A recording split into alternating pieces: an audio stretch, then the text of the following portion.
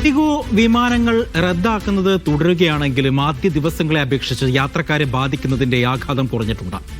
പുതിയ DGCA നിയമങ്ങൾ പ്രകാരം ഇൻഡിഗോ ജീവനക്കാരുടെ ഡ്യൂട്ടി ക്രമീകരിക്കുന്നതിലുണ്ടായ വീഴ്ചയെ തുടർന്നായിരുന്നു ഒരാഴ്ചയിലേറെയായി നീണ്ട വ്യാപകമായ വിമാന സർവീസ് റദ്ദാക്കലുകളും വൈകലുകളും ഉണ്ടായത്. പല വിമാനത്താവളങ്ങളിലെയും പ്രവർത്തനങ്ങളിൽ സാധാരണ നിലയിലായിട്ടുണ്ട്. വിമാനങ്ങൾ ഏതാണ്ട് കൃത്യസമയം പാലിച്ചാണ് സർവീസ് നടത്തുന്നത്. യാത്രക്കാരുടെ നീണ്ട നിര കുറഞ്ഞിട്ടുണ്ട് എന്നും ജീവനക്കാരുടെ എണ്ണത്തിൽ സ്ഥിരത കൈവരിച്ചിട്ടുമുണ്ട് എന്നാണ് ഇൻഡിഗോ പറയുന്നത്. എന്താണ് ഇൻഡിഗോ വിവാദം എന്നാണ് നമുക്ക് പരിശോധിക്കാൻ പോകുന്നത്. അതിനു മുൻപ് നമുക്ക് നമ്മുടെ സെറ്റിലേക്ക് ഇൻഡിഗോയെ കൊണ്ടുവരാം. ഇൻഡിഗോ കൃത്യസമയത്ത് തന്നെ ഇവിടെ എന്തായാലും വന്നിട്ടുണ്ട്. ഡീകോഡിന്റെ സെറ്റിൽ എന്തായാലും ഇൻഡിഗോ കൃത്യസമയത്ത് തന്നെ എത്തിയിട്ടുണ്ട് എന്നുള്ളതാണ് ഏറ്റവും ശ്രദ്ധേയമായ കാര്യം. ഇപ്പോൾ നിങ്ങൾ കാണുന്ന ഈ വിമാനം നോക്കൂ, ഇന്ത്യയിൽ ഏറ്റവും കൂടുതൽ യാത്രക്കാർ ആശ്രയിക്കുന്ന ഒരു വിമാന കമ്പനിയാണ്.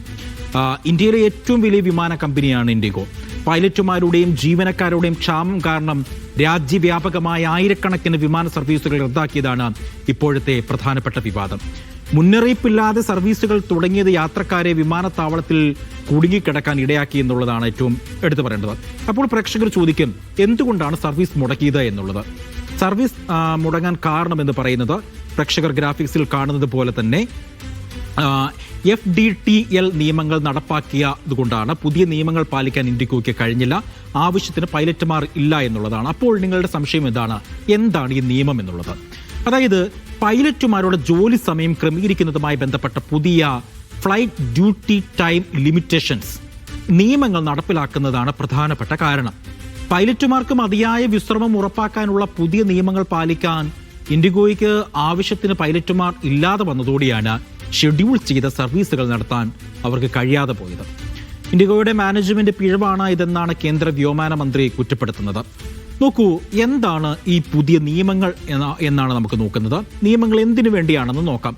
അതായത് പൈലറ്റുമാരുടെയും ക്രൂ അംഗങ്ങളുടെയും വിശ്രമ സമയം ഉറപ്പാക്കാനാണ് പുതിയ നിയമങ്ങൾ. സുരക്ഷാ മാനദണ്ഡങ്ങൾ പാലിക്കാതെ വിമാനങ്ങൾ പറത്തുന്നത് അപകടകരമാണ് എന്നുള്ളതാണ് ഏറ്റവും എടുത്തു പറയേണ്ടത്. എത്ര വിമാന സർവീസുകൾ നടത്തുന്നുണ്ട് ഇൻഡിഗോ എന്നുള്ളതാണ്. അതായത് 1800-ൽ അധികം വിമാനങ്ങൾ സർവീസ് നടത്തുന്നതായി ഇൻഡിഗോ പറയുന്നു. ഇൻഡിഗോ നെറ്റ്വർക്കിലെ 138 സ്റ്റേഷനുകളെയും ബന്ധിപ്പിച്ചുകൊണ്ടാണ് ഈ സർവീസുകൾ. ടിക്കറ്റ് നിരക്ക് ഉയരാൻ കാരണം, അതായത് നോക്കൂ, കഴിഞ്ഞ ദിവസങ്ങളിലൊക്കെ നമ്മൾ കണ്ടതാണ് ഡൽഹിയിൽ നിന്നും തിരുവനന്തപുരത്തേക്ക് 89,000 രൂപയൊക്കെ ആയിരുന്നു റേറ്റ് എന്നുള്ളത്. എന്തുകൊണ്ടാണ് അത്തരത്തിൽ ടിക്കറ്റ് ഉയരാൻ കാരണമെന്നാണ് നമ്മൾ ഇനി പരിശോധിക്കാൻ പോകുന്നത്. ഇൻഡിഗോ സർവീസുകൾ വ്യാപകമായി റദ്ദാക്കിയതോടെ മറ്റ് വിമാനങ്ങളിൽ തിരക്കേറി. അതായത് എയർ ഇന്ത്യ അടക്കമുള്ള വിമാന കമ്പനികളിൽ തിരക്ക് ഏറുകയും ഈ അവസരം മുതലെടുത്ത് മറ്റ് വിമാന കമ്പനികൾ ടിക്കറ്റ് നിരക്ക് കുത്തനെ കൂട്ടുകയും ചെയ്തു. സാധാരണ നിരക്കിനേക്കാൾ 3-4 ഇരട്ടി തുക വരെ ചില റൂട്ടുകളിൽ ഈടാക്കിയതായി പരാതിയുണ്ട്. പിന്നീട് കേന്ദ്രം ഇടപെട്ട് പരിധി നിശ്ചയിച്ചു എന്നുള്ളതാണ്. അപ്പോൾ പ്രേക്ഷകർ ചോദിക്കും, ശക്തമായ നിയമങ്ങളുള്ള വ്യോമയാന മന്ത്രാലയം DGCA ഇതിലെന്ത് നടപടിയാണ് സ്വീകരിച്ചതെന്നാണ് ഇപ്പോൾ പ്രേക്ഷകർ ചോദിക്കുന്നത്. അതായത് DGCA ഇതിനകം അന്വേഷണം തുടങ്ങിയിട്ടുണ്ട്. അനിയന്ത്രിതമായ റദ്ദാക്കലുകൾ സേവനത്തിലെ കുറവായി കണക്കാക്കപ്പെടുന്നു. വിമാന കമ്പനികൾക്കെതിരെ എൻഫോഴ്സ്മെന്റ് നടപടിയെടുക്കാൻ DGCAക്ക് അധികാരമുണ്ട്. വ്യോമയാന മേഖലയിലെ ഏറ്റവും വലിയ പ്രതിസന്ധിയായിരുന്നു കഴിഞ്ഞ ദിവസങ്ങളിലൊക്കെ ഉണ്ടായത്.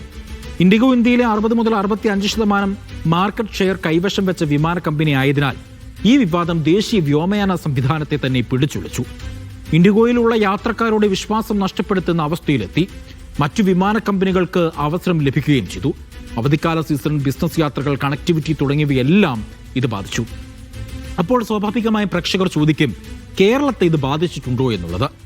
അതെ, തിരുവനന്തപുരം, കൊച്ചി, കോഴിക്കോട്, കണ്ണൂർ വിമാനത്താവളങ്ങളിൽ നിന്നുള്ള നിരവധി സർവീസുകൾ റദ്ദാക്കപ്പെട്ടു. ഗൾഫ് രാജ്യങ്ങളിലേക്കും ബംഗളൂരുവിലേക്കും ചെന്നൈയിലേക്കും മുംബൈയിലേക്കും തുടങ്ങിയ നഗരങ്ങളിലേക്കൊക്കെ പോകേണ്ടിയിരുന്ന മലയാളികൾ, ശബരിമല തീർത്ഥാടകർ, രോഗികൾ എന്നിവർ വിമാനത്താവളങ്ങളിൽ മണിക്കൂറുകളോളം കുടുങ്ങി എന്നുള്ളതാണ് ഏറ്റവും എടുത്തു പറയേണ്ടത്. ഈ കുടുങ്ങിക്കിടന്ന മലയാളികൾ, പ്രത്യേകിച്ച് യാത്ര മുടങ്ങിയവരുടെ ടിക്കറ്റ് തുക പൂർണ്ണമായും തിരികെ നൽകുമെന്നാണ് ഇവർ പറയുന്നത്. അത് ഇത് റദ്ദാക്കിയ വിമാനങ്ങളിലെ യാത്രക്കാർക്ക് ടിക്കറ്റ് തുക പൂർണ്ണമായും തിരികെ നൽകുമെന്ന് മാനേജ്മെന്റ് അറിയിച്ചിട്ടുണ്ട്. വിമാനങ്ങൾ റദ്ദാക്കിയാൽ ഉപഭോക്താക്കൾക്ക് വെബ്സൈറ്റിലെ ലളിതമായ പ്രക്രിയയിലൂടെ മുഴുവൻ തുകയും തിരികെ ലഭിക്കുന്നതിനുള്ള നടപടിക്രമങ്ങൾ ഓട്ടോമേറ്റഡ് ആക്കിയിട്ടുണ്ട് എന്നാണ് എയർലൈൻ വ്യക്തമാക്കുന്നത്. മുഴുവൻ പണവും തിരികെ നൽകാനും ഫീസുകൾ ഒഴിവാക്കുവാനും 48 മണിക്കൂറിനുള്ളിൽ പ്രവർത്തനങ്ങൾ സാധാരണ നിലയിലാക്കുവാനും മാനേജ്മെന്റിന് കേന്ദ്ര സർക്കാർ നിർദ്ദേശം നൽകിയിരുന്നു.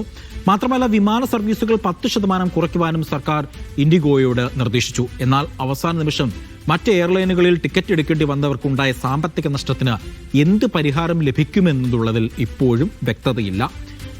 ഇൻഡിഗോയുടെ അറിയിപ്പ് ഉണ്ടായിരുന്നു എന്നുള്ളതാണ് ഏറ്റവും എടുത്തു പറയേണ്ടത്. അതായത് ഇൻഡിഗോയുടെ അറിയിപ്പ് ഇങ്ങനെയാണ്. അതായത് പുതിയ ഫ്ലൈറ്റ് സ്റ്റാറ്റസ് പരിശോധിക്കണം, റീഫണ്ടിനായുള്ള സഹായം കസ്റ്റമർ സപ്പോർട്ട് ചാനലുകൾ വഴി നൽകുന്നുണ്ട്.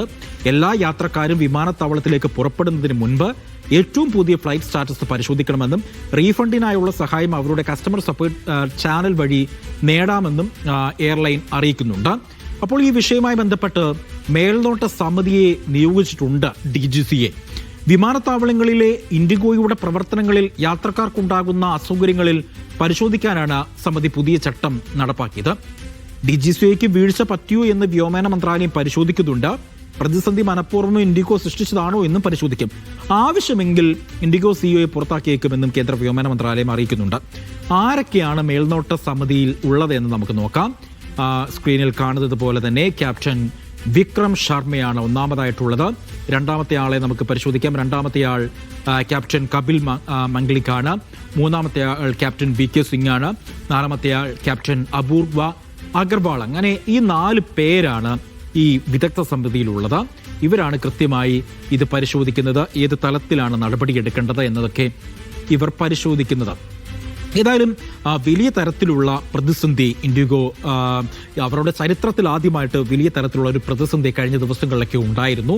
ഇതുമായി ബന്ധപ്പെട്ട് നിരവധി പേരുടെ യാത്ര മുടങ്ങി, UPSC ഇന്റർവ്യൂകൾ മുടങ്ങി, ഒട്ടനവധി ആളുകളുടെ ജോലി ഇന്റർവ്യൂകൾ മുടങ്ങി, വിദേശത്തേക്കടക്കം പോകേണ്ടവരുടെ വലിയ തരത്തിലുള്ള ബുദ്ധിമുട്ടുകൾ ഉണ്ടായി.